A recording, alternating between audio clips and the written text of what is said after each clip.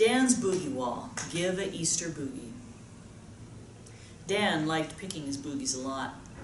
He had a habit of putting them in different spots. Sometimes he would flick them up in the air and they would land in people's hair. Yet when he was at home and in his room, he would put them where nobody knew at all. It was part of a new collection on his wall. He would hide them just under his bed, just in case the monsters needed to be well fed. He liked collecting boogies and always would when he could, even when he's told he shouldn't. He thinks he should. Yet sometimes on the odd occasion he would give them away.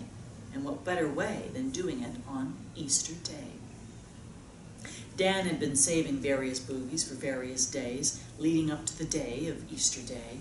It was a day he loved, and he'd been saving his boogies in an oven glove. He made sure he had brought the eggs in advance. It was difficult getting them in the house and past his parents. So he hid some of the small ones down his pants and shuffled up the stairs. Luckily, he got past them unaware. Dan had a marvelous plan. It originated with the idea of what to give his Nan.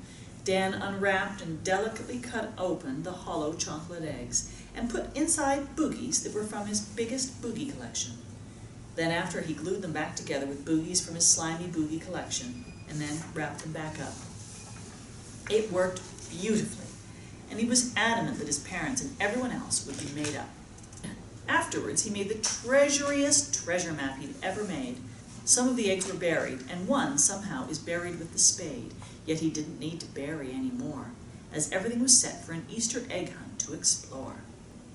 Dan had everything prepared and is currently sleeping like a log in his bed, until he was awoken by a noise after he rubbed his eyes. There lay the Easter bunny with a broken lucky rabbit's foot within his pile toys. The bunny was in immense pain and mentioned to Dan that he can't deliver the eggs from here and everyone will go insane. He needs Dan's help, and then he got up with a yelp. He hopped on one foot and told him to come and follow. He needs his help or there will be no Easter eggs tomorrow. The bunny climbed on Dan's back, and then Dan climbed onto the roof, and there stood a sleigh called the Easter Sleigh Swoosh. The bunny attached the reins to himself as Dan got in the sleigh, and was delighted to see a hot chocolate with many chocolate eggs resting upon the parcel shelf. The bunny started to flap his long bunny ears, and the next thing they were up and away. Now it's Dan's turn to save Easter. Hooray! The bunny flapped his bunny ears with all his might, and then they were in France. Dan had to deliver the chocolate eggs one by one. As the Easter bunny sat on the roofs in pain, holding his lucky rabbit-foot thumb, Dan crept like a creeper, whilst trying to avoid floorboards that might make a squeaker, or dogs that go barker, barker. He picked his nose and left a boogie by each egg. He felt strange that he was now an unknown figurehead of Easter. Maybe he should leave his toys out more often. It's weird that something that his mom told him not to do actually gives him a time to blossom. Dan noticed that in each town and city he went to, his boogies were different. In heavily polluted cities, his boogies were crusty and darker, and in the cold climates, they were runny and lighter. It was great to have this knowledge. After all, he is a boogie boy larker. Dan delivered millions upon millions of Easter eggs and Easter boogies. It's surprising he didn't actually give himself a nosebleed. The last house was in the North Pole. It was freezing, beyond marginally cold. And when he entered the house, he immediately heard some jingle bells.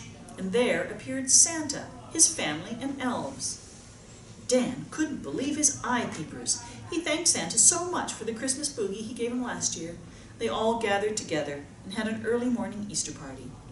The bunny joined in also. It was so much fun, and they couldn't stop laughing. They even had a go at Easter carting. The wheels on the carts were solid chocolate eggs. Dan came in first place and got given a crown to put on his head. At the end of the party, when everything started to wind down, Santa thanked Dan for bringing everyone's eggs to their villages, cities, and towns.